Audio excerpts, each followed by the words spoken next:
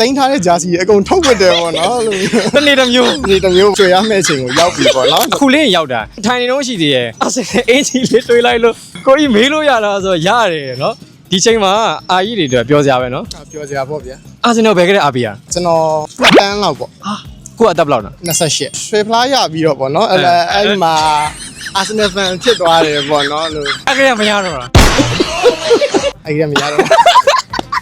အဲ့ကလေးကနေအခုချိန်ထိဘယ်နှစ်ကြာ 22နှစ်ပေါ့ 22နှစ်အဲ့တော့အခုချိန်မှာဘယ်လိုခံစားနေရလဲကိုကြီးတစ်ချက်လောက် ပြောတာပေါ့ဒီလိုမျိုးအချိန်ကိုရောက်ဖို့ကတော်တော်စောင့်ခဲ့ရတယ်လေနော်ကျွန်တော်တို့ရဲ့ teenage တစ်ခုလုံးကြီးကိုပြဆက်ပြီးစောင့်ခဲ့ရတယ်လေ အဲ့ဒီနေ့ကကိုကြီးဘယ်မှာသွားကြည့်နေတာအဲ့အာဆင်နယ်ပရီးမီးယားလိဘယ်လာကမ်းမဲ့နေရ အားမို့ကျွန်တော်စေးရုံမှာပဲကြည် duty ဆိုတော့စေးရုံ duty ဆိုတော့စေးရုံမှာပဲကြည်ပြတာပေါ့ ဟာអော်ခဲ့သေးလား ဟောတာပေါ့ အောင်ပွဲခံနေနေဘာတွေလုပ်နေတော့ ဘာတွေလုပ်လဲဆိုတော့ဒီတိုင်းပေါ့နော်ပျော်တယ်ပေါ့မိသားစုရင်းနဲ့ရောကျွန်တော်ကောင်မလေးနဲ့ရောတိုင်းထားတဲ့ဂျာစီအကုန်ထုတ်ဝတ်တယ်ပေါ့နော်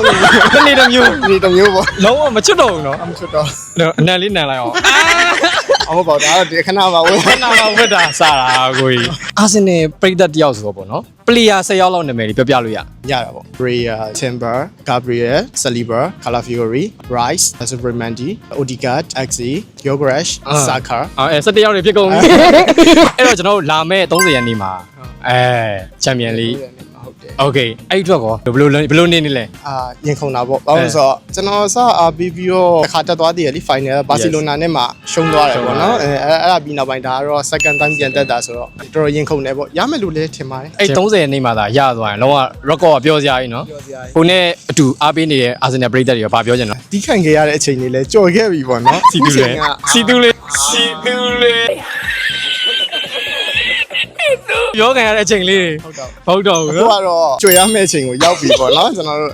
ပျော်ရွှင်ရမယ့်အချိန်ကြွေရမယ့်အချိန်ကိုရောက်ပြီအဲ့တော့ကြတော့30ရက်နေ့အတွက်လည်းအတူတူခံစားကြမယ်ပေါ့နော်အတူတူအောင်ပွဲခံကြမယ် အနိုင်ရရှိပါစေကျွန်တော်လည်းဆုတောင်းပေးနေပါတယ်ခင်ဗျာကျေးဇူးပါတယ်ကို